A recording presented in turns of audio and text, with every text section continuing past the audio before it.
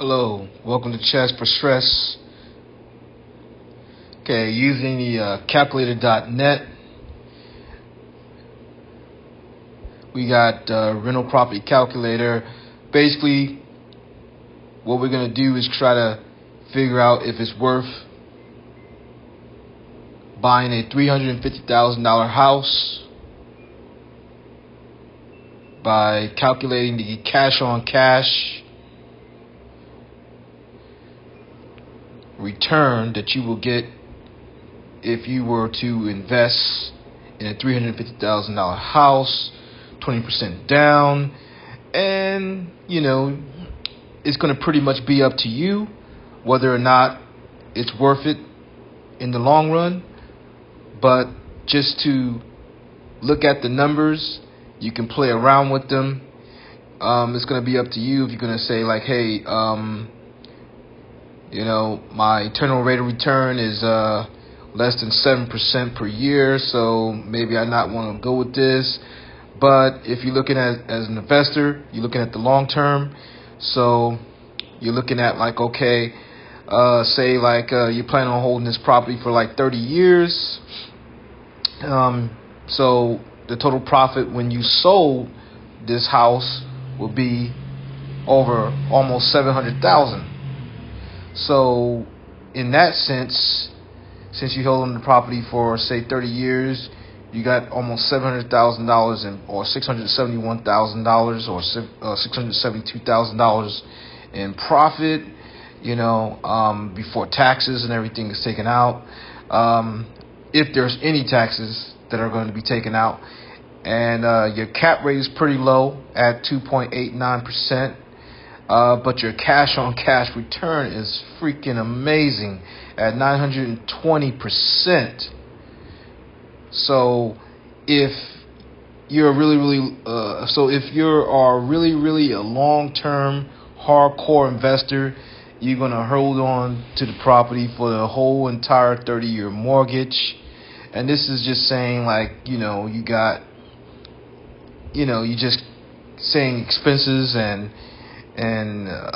your mortgage is going down, of course. Your expenses are going up. This is to say that you're not paying. This is just to go off of just a snapshot saying basically you're not paying the mortgage off early or anything. You're just going with the standard amortization schedule. So the first year, you're going to definitely look at a $7,000 loss because you're losing monthly in your cash flow is $588. So for myself, this would not make a good investment because because in the short term, from when I buy, I want to make sure that there is a positive cash flow. There's like some cushion in there, in the beginning. So the numbers have to make sense. So something's going to have to get tweaked here. It may make sense to you, depending on how long you want to hold on to the property, and if you play around with the numbers a little bit, your HOA may be cheaper, your taxes, property taxes, wherever you're at may be cheaper or be lower. Your management fee may be lower, or you may manage the property yourself, so you may not have a 10% management fee, and fees like the management fee, they don't. They go up only when the rents go up. The mortgage never goes up. The mortgage payment stays the same. It's just that the principal goes up over time and the interest goes down. But of course, you're going to be paying more interest up front. And the maintenance costs, you can play around with those numbers and other costs. I just threw in $2,500 a year for each, just to be on the conservative numbers, or just to throw the calculation out of whack. But if I take that away, I might get closer to or lower it somewhat, or lower the vacancy. I might be able to get, if I'm in a high demand area where you're gonna rarely ever see a vacancy. But I put that in there in case, you say you're going through an eviction or tenant decides not to pay or something like that. So it's just you know a phantom deduction, just in case you got yourself covered in case those situations happen. And if you or your property manager are not selecting the tenant or for red flags, and you can get a list of red flags of guess what, you can encounter issues or problems with vacancies and through also evictions and having to go to court and et cetera, et cetera. The legalese. So your net operating income basically is monthly $830.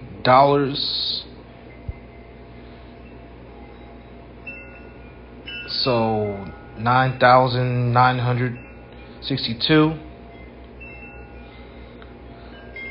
Your annual income is 27,000. Your mortgage payment is 17,000. Then you subtract all those other expenses, property taxes, insurance or commercial insurance. Make sure you don't get the homeowner's insurance. You get the actual commercial or renter's insurance or commercial insurance or rental property insurance because you are now you have a tenant in the property, and there's going to be more things that needs to be covered that your regular homeowner's hazard insurance will not cover. So then it breaks everything down from year 1 all the way to year 30.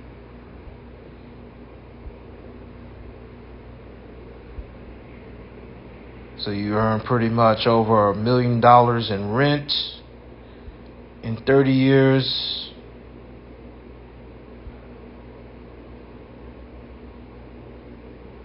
So eventually after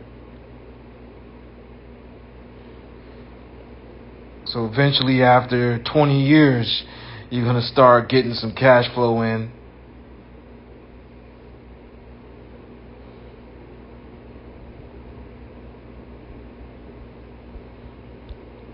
Yeah, so this is definitely a long-term situation.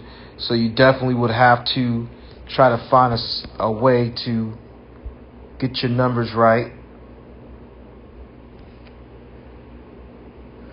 So say if we change the equation a little bit and say things were like they a couple of years ago, and say the median home price, let's put it at say 250 or 250,000.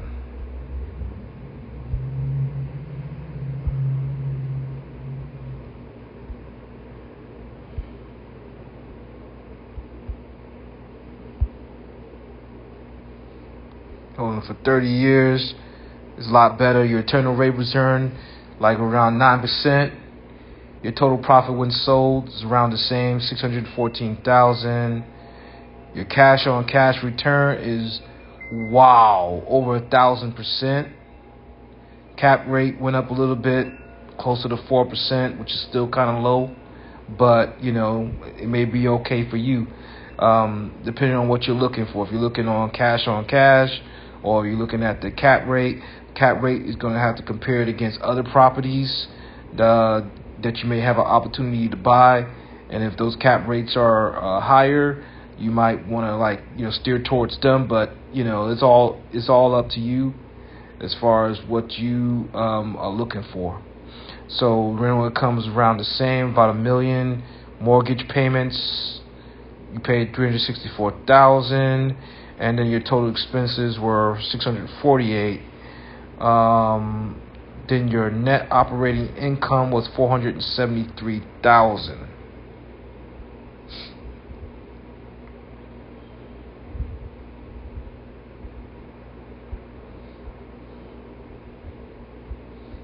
So a little better. So basically, if you are a real estate investor or an investor, but especially a rental property or a real estate investor, it doesn't hurt to just sit down, do the numbers. You can use all these online and also apps and etc. Calculators to go ahead and do the formulas for cash on cash return, or just plug in the numbers and just see what it all comes out to, and just keep playing and keep tweaking and seeing if you can, when you structure your deals, just structure them so that you can get what you're looking for as far as cap rate or cash on cash return.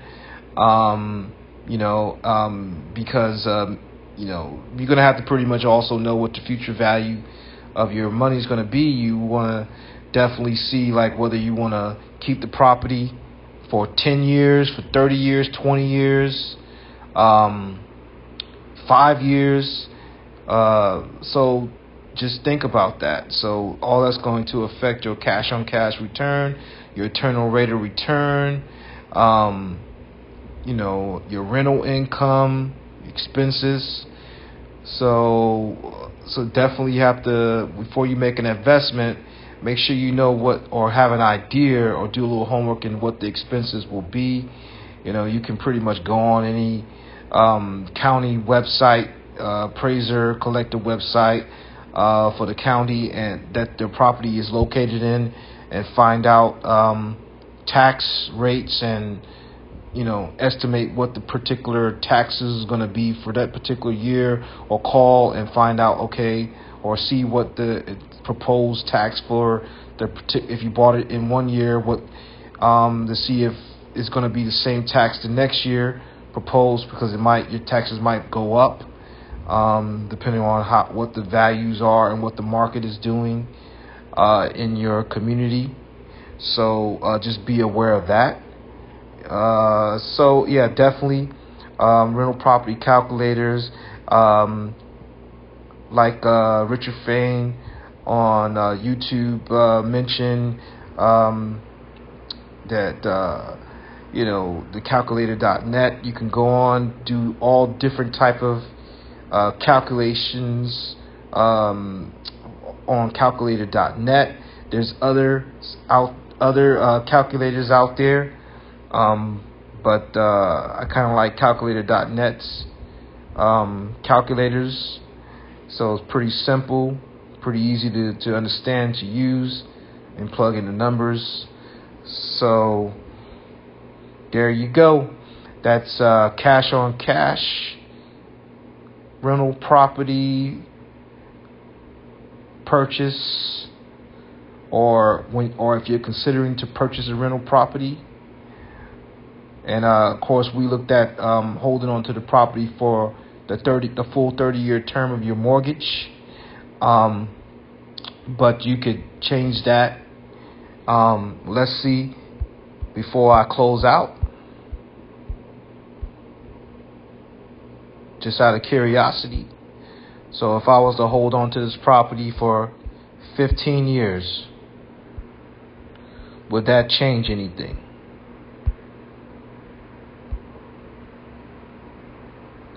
Okay, awesome.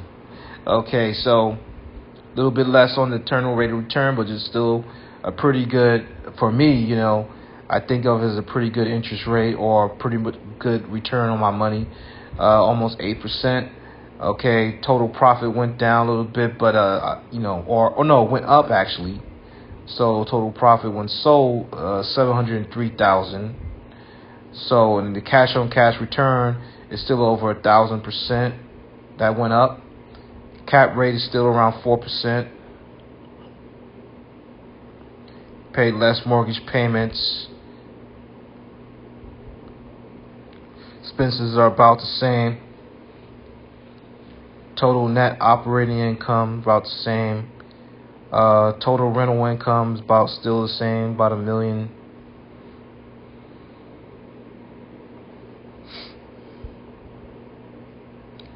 Oh, and still so on invested at 30 years. Okay, so I thought I changed that.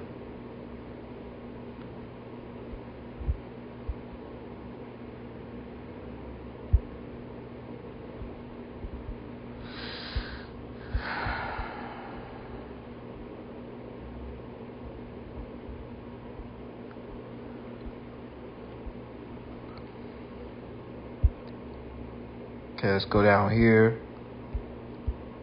That was the loan term, and this is the holding. So 15 years. So let's go ahead and calculate that. Okay, so turn 15 years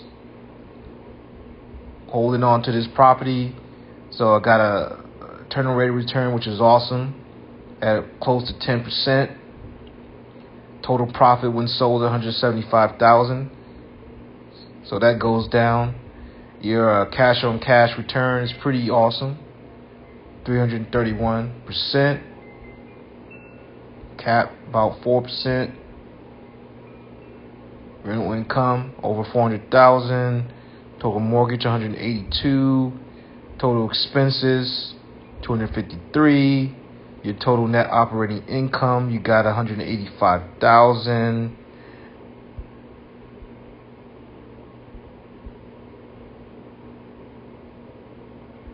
Awesome. So there you go. So if you plan on just holding on to the property for 15 years instead of the full 30-year term of the mortgage, you get a pretty good solid rate of return right there. But you won't be cash flow positive until year 8. So it's going to be up to you whether you can go based on appreciations and where you buy, etc. If you're willing to hold on that long. So you just but you can also tweak. You may be positive cash flow if definitely you don't have any evictions or vacancies. Whether you do management or need to use the management fee, or your insurance, or you get your insurance a little bit lower, or your taxes lowered, or your HO, or your HO fee is a little bit lower. So because you might pay it like a year in advance or something it might give you a discount. I don't know. So anyway, at least the first year you already know your cash flow is going to be,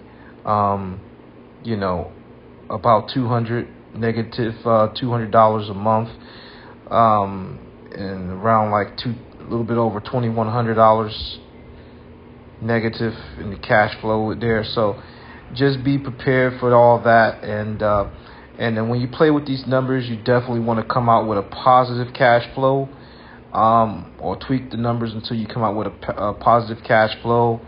You might have to pay less on the property. Instead of $250,000, you may have to go down to $240 or $200. So it's also good because it also helps you in making an offer.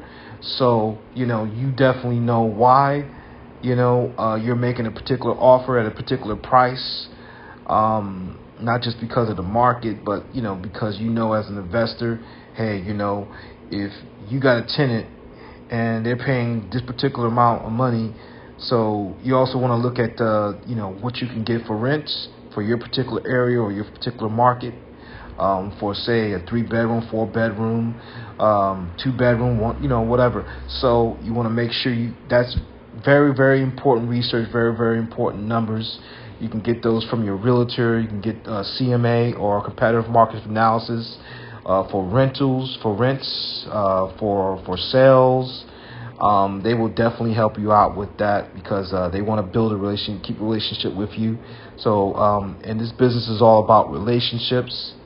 So, real estate is all about relationships. So just make sure you keep your relationships, do your homework, do your research, and make sure you, use these calculators, because you can play around with the numbers, and then whatever works for you works for you. There is no right or wrong on these numbers. It's just what's right for you and what's the right fit. So once you find the right fit that fits you, and then you can go ahead and find the right property or the right investment that fits that particular criteria, and then you can go ahead and write that offer up and not feel like, hey, you're overpaying, and and I believe another YouTuber was talking about, I think his name was Orlando Miner. He's a realtor, and basically his point is, do not overpay. Do not overpay. So there you go.